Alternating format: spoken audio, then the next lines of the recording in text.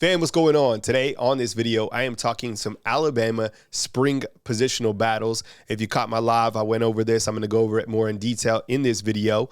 So you have Ty Simpson taking on Austin Mack and Keelon Russell. Look, I went on record many different times and said that I feel that the starting quarterback against Florida State in week 1 of the college football season is going to be Ty Simpson. Now, can he retain that job?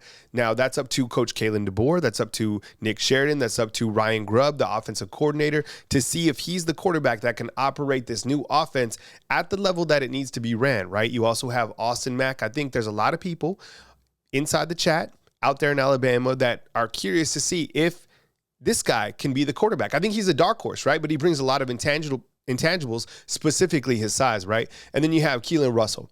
Look, there's no denying. I think that when we originally started this year in January, I was pretty confident that it would just be all Ty. I'm not that sure anymore. I feel that Keelon Russell is certainly, there's a difference between hype and reality we talk about all the time.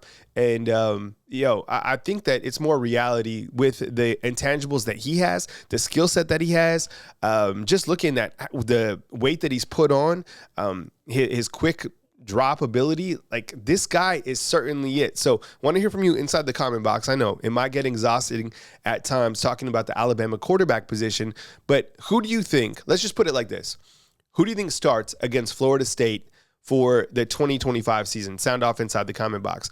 Let's also talk about the Alabama running back room. And the way I want to talk about this particular room, let's talk about running back room number for the third running back in the group. And maybe I'm wrong on here, but I feel that Jam Miller and Richard Young are going to be running back number 1 and number 2. Number 1, do you agree with that? Or do you think it could be maybe a Dre Washington who got here out of the transfer portal, a Daniel Hill, that maybe serves as running back 2? I see it that we're fighting for running back number 3. Daniel Hill, we can't forget about him, 240 pounds. I think out of all the running backs in the room, he's the biggest back. I'm the most curious about him, to be honest, to see if he can really contribute at the highest level this year. I think he can. Kevin Riley, a guy that we haven't spoken about. What do you think about Kevin Riley and his opportunities to play here this season? And then A.K. Deere, the freshman out of the class of 2025 that everybody's talking about. So again, this particular question, who is Alabama's number 3 running back in your opinion? This is where it gets ultra challenging, is talking about Alabama's number 4, number 5 wide receiver. I have it Ryan Williams, Jeremy Bernard, Isaiah Horton as my 1, 2, and 3. Look, there's no way that Isaiah Horton came here as a high-level production at Miami to just ride the pine.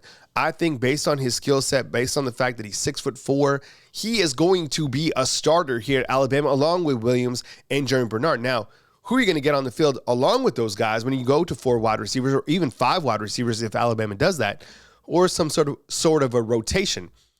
How is Alabama going to get Jalen Mbakwe on the field here at Alabama, honestly? And let me ask you this. You don't have to answer, but if you want to, go ahead inside the comment box. Is he better than any of these wide receivers on the screen? I don't think anybody can answer that just yet, to be honest, not even Jamarcus Shepard, because he's had 3 practices as wide receiver. But when you know a little bit about Rico Scott, you know he's a baller. Played really well against Michigan in the final game of the season. Cole Adams, don't forget about him. Very good, right? Jalen Hell, one of the best comeback stories is knowing that Jalen Hell is coming back. And then Lazier Brooks, he's been turning heads already. So I don't know. Who is your number 4, your number 5 wide receiver? How do you think Alabama is going to utilize its wide receivers? We didn't talk about Bubba Hampton. We didn't talk about Derek Meadows. So a lot of these guys in the room have a very high ceiling, and a lot of these guys, sophomores or just got here. So this is probably the toughest question of all. Let's look at the right tackle position. I think that I should have posed a better question is, who's the number 2 right tackle? On my show, I asked, who do you think is going to be the right tackle? I think it's clearly going to be Wilcom Formby. After him at right tackle, I'll ask you inside the comment box, who is the number 2 right tackle on this team? I don't think it's going to be Arquel and Newgum. I was surprised. Casey Poe, he's a hell of a player. Michael Carroll, interior lineman that can play outside. He got a little reps, a couple reps during the spring 1, 2, or 3 practices at right tackle. And then Jackson Lloyd. Maybe it's Jackson Lloyd. What do you think about number 2 right tackle at this point in time for the Crimson Tide? And look, I think it's evident that Alabama is going to go in the transfer portal. Do they pull out a tackle? I don't know. I want to hear from you. At that bandit position with LT Overton coming back, I think we have a three-way battle for that number 2 spot. Do you think it's going to be Keelon, right?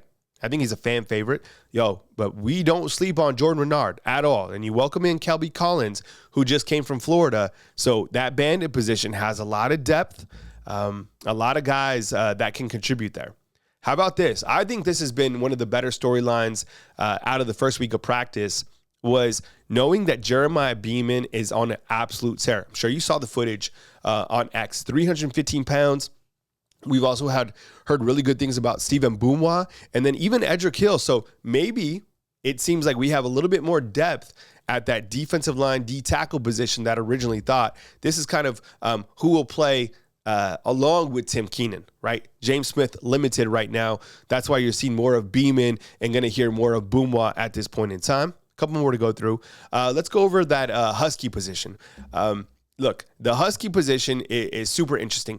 I think if Alabama had a game right now at this point in time, they would probably go with Cam Calhoun, who's a transfer out of Utah to be a starter. Now, for the Husky position, it's the same position that Devontae Smith played last year for the Alabama Crimson Tide, or Red Morgan, who's probably battling for that spot as well. I've heard a little bit about Drake Kirkpatrick getting some reps there, and then also even Bray Hubbard. That would be interesting. Think about this.